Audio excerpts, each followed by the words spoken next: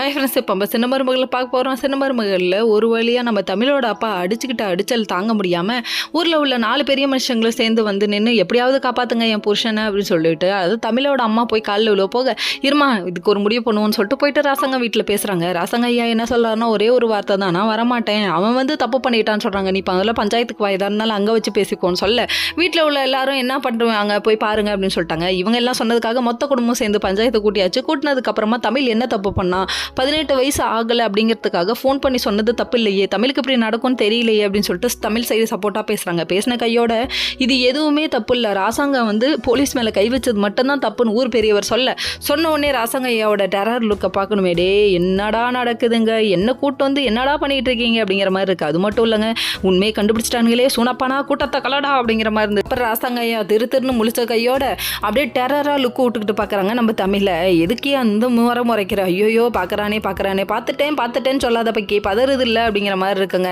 நான் எதுவுமே தப்பு பண்ணலையே, என்ன பண்ணுறது, சின்ன வயசு, அறியாத வயசு, புரியாத வயசு, ஏதோ போலீஸ்க்கு ஃபோனை போட்டு விட்டேன், அதுக்காக எப்படியா பண்ணுவீங்க அப்படிங்கிற மாதிரி ஆயிடுச்சு.